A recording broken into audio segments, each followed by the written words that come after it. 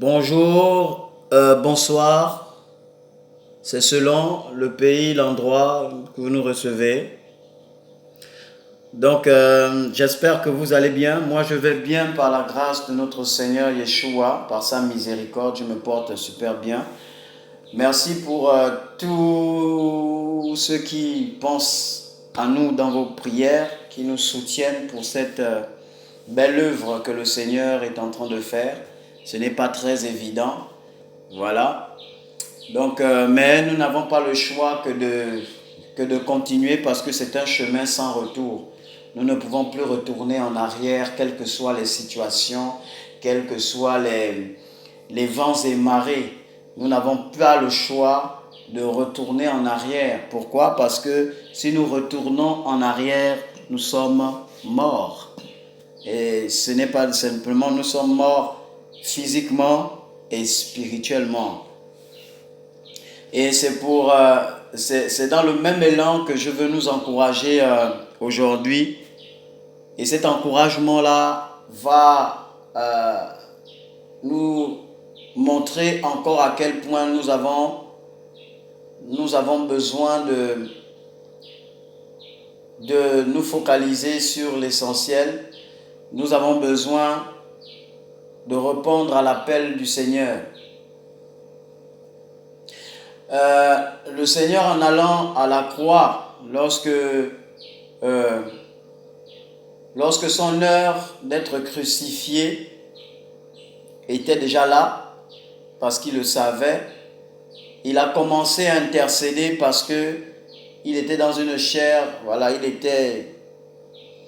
avait revêtu ce corps de chair comme nous aujourd'hui.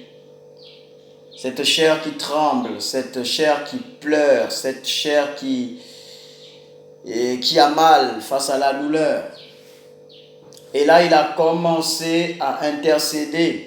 Il a commencé à agoniser dans la prière parce qu'il pouvait déjà le percevoir. Il pouvait déjà voir la souffrance qu'il devait subir. Mais il fallait vraiment qu'il s'enracine, qu'il demande la force, qu'il commence à se fortifier pour avoir la force et la détermination, le courage d'y aller affronter son destin. Du moins le chemin par lequel c'était prévu qu'il passe. Et ce chemin-là, chacun d'entre nous, il y a un chemin tracé que le Seigneur a bien voulu et veut bien que nous passons. C'est ce chemin de souffrance, ce chemin de dépouillement, ce chemin d'humiliation, ce chemin. Et aujourd'hui, nous constatons, comme chacun d'entre nous, que nous sommes une génération qui se bat. Une génération qui se bat pour annoncer le royaume, pour faire avancer le royaume, pour les véritables enfants du Seigneur qui se battent. Mais il arrive que dans ce combat, dans cette lutte, dans cette arène, l'adversaire ne reste pas les bras croisés. Notre adversaire est orgueilleux, notre adversaire est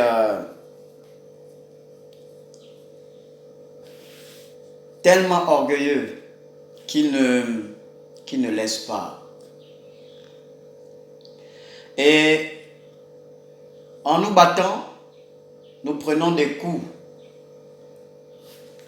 Et quand on prend ces coups, le plus souvent on ne le sait pas. Mais on continue. Parce que nous avons la parole qui dit « Un soldat n'abandonne pas. Un soldat n'abandonne pas. » Et le plus souvent, en ayant ce zèle, parfois nous n'entendons plus la voix du Seigneur parce que nous avons un objectif, c'est œuvrer pour le Seigneur, c'est travailler pour le Seigneur. Mais pendant ces derniers temps, le Seigneur pouvait me rappeler qu'en fait, travailler pour lui, c'est juste une conséquence. C'est comme c'est un privilège. Mais ce qu'il importe, c'est en fait le salut de nos âmes. C'est le salut de ma vie, de mon cœur, c'est le salut. Et je pouvais ressentir cet amour-là du Seigneur. Parce que il dit, mais à quoi ça sert à un homme de gagner le monde s'il venait à perdre son âme?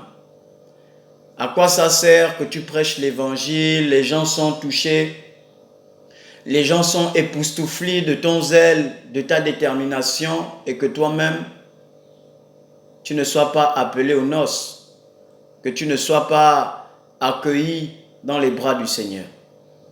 Et le Seigneur qui connaît toutes ces choses, qui voit ta souffrance, qui voit combien de fois tu te bats, tu te prives, mais il veut te montrer que en fait, ne t'appuie pas, ne t'appuie pas sur ça, que ça ne soit pas comme que ne soit pas ton appui, que ça ne soit pas ton support, l'œuvre, que ça ne soit pas ton support, parce que le jour qu'il va t'enlever ça, ben, si c'est ton support, tu vas mourir.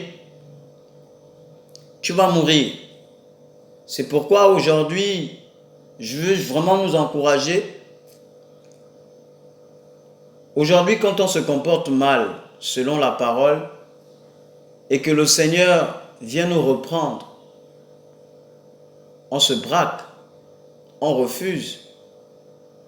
Il est normal, c'est-à-dire dans le corps charnel que nous avons, parce qu'il est bien beau aussi de parler parfois et de dire des choses.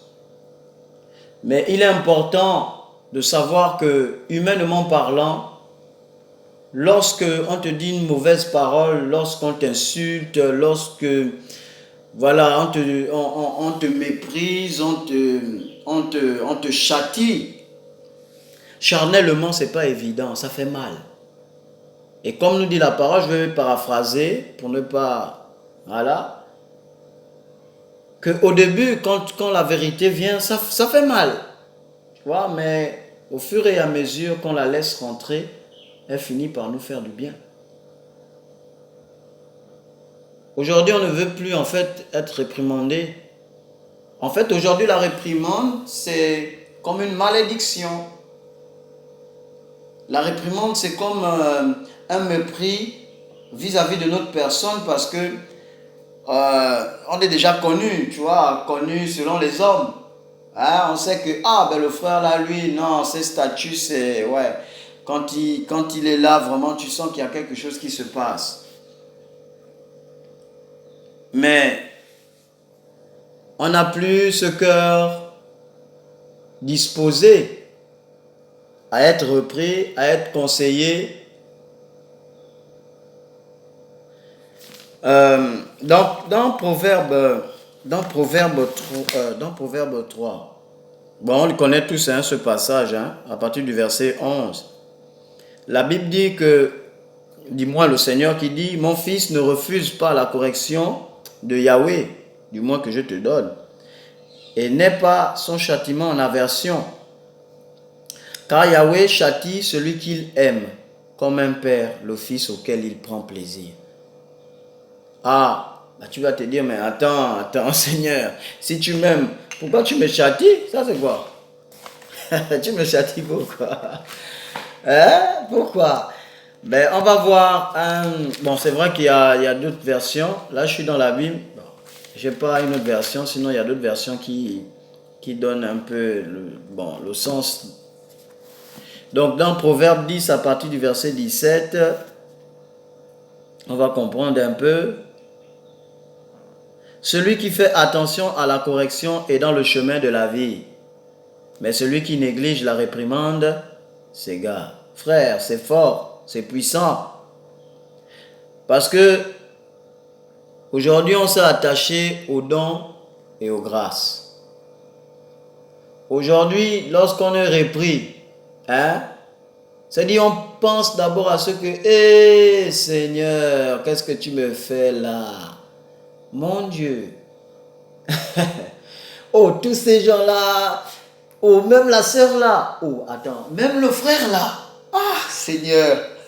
C'est quoi? En fait, devant cet état-là, tu réalises en fait ta vulnérabilité. Tu réalises en fait ta bassesse. Et le Seigneur te rappelle qu'en fait, ce n'est que mon esprit qui te donne de la valeur. Sinon, à part ça, tu n'es rien. Et le Seigneur, en fait, nous emmène à cette humilité et cette simplicité pour dire, ah là là, je mérite quand même. Parce que quand tu es du Seigneur, même si c'est dur, même si c'est compliqué, même si, tu n'as qu'un seul objectif, c'est de respecter le Seigneur. Aujourd'hui, on se dit que être un modèle, c'est toujours faire les choses toujours bien. Mais attention, être un modèle, c'est également se soumettre à toute la parole. C'est se soumettre à toutes les recommandations du Seigneur. Alors, qu'est-ce que la parole nous raconte? Le Seigneur nous dit, si tu agis mal, tu dois être réprimandé. D'accord? Et si je te réprimande, mais ne te détourne pas, en quelques mots. Mais si tu te détournes, tu dis, bon, moi, je ne suis pas dedans, hein, tout ce que vous me racontez, Seigneur, moi, je ne suis pas dedans, je fais ma vie, comme c'est ça, bon, moi, je te laisse avec tes trucs là, moi, je pars. Et ça, c'est pas être un modèle. Tu as prêché l'évangile. Tu as annoncé aux gens que Yeshua délivre. Tu appelles même la majorité à la repentance. Mais cette repentance-là, ce n'est pas simplement aux païens ou bien aux autres. Cette repentance est aussi pour moi et aussi pour toi. Et nous avons tendance de dire, quand on prêche l'évangile et quand on annonce cet évangile, on dit, ah, ben cet évangile-là, c'est pas, vraiment je ne le dis pas simplement pour vous, hein, cet évangile-là aussi me concerne. Mais quand on regarde au fil du temps, quand on regarde les années qui passent, quand on est maintenant confronté à cette même parole-là, on réalise en fait que les propos qu'on disait que cette parole-là, c'est simplement, c'est pas pour vous, je suis aussi considéré là-dedans. Mais lorsque cette parole-là vient, réponds-toi, tu as mal agi, humilie-toi, assume tes manquements, ton péché, tout ça, on refuse, on part. On refuse, on part. Mais non, tu dois assumer. On ne va pas simplement être en joie parce que, ouais, bon, je ne suis pas tombé avec une fille. Ah non, moi, on ne m'a pas vu. Voilà. Non, non, non. On doit être en joie aussi quand le Seigneur nous châtie parce qu'il dit que heureux l'homme que le Seigneur châtie. Psaume 94. Ouais. Psaume 94, on va quand même lire ça. Avant on a déjà fini. C'est juste vraiment pour nous encourager. Voilà. Psaume 94 à partir du verset 12. Voilà, Seigneur. Alors, il dit, heureux l'homme fort que tu châties, que tu instruis par la Torah, afin qu'il soit dans la paix au jour du malheur, jusqu'à ce que la fosse soit creusée pour le méchant. Il dit heureux l'homme. Parce que le châtiment, c'est l'instruction. Voilà. Il faut être heureux. C'est pourquoi moi je veux t'encourager, vous encourager. Hein? Le châtiment, l'humiliation, la réprimande, ce n'est pas un malheur. C'est un bonheur pour un véritable enfant du Seigneur. Vraiment, soyons encouragés, soyons fortifiés. Efforçons-nous. Voilà, tu vas tomber, tu vas te relever. Il faut que tu continues à marcher dans la parole. Ne te détourne pas. Ne prends pas des résolutions charnelles. Ne prends pas des résolutions démoniaques. de ne plus saluer ton frère, de ne plus prier pour ton frère, pour ta soeur parce qu'il t'a parlé. Même si tu as dit des paroles vraiment méchantes, laisse tout ça pour le Seigneur. Laisse le Seigneur gérer ça. Toi, continue à servir Mashiach. Continue à l'adorer, à le célébrer. Parce que c'est ce qu'il veut. Des véritables adorateurs. Que Yahweh nous garde. Annonçons la parole. Soyons bénis. Amen.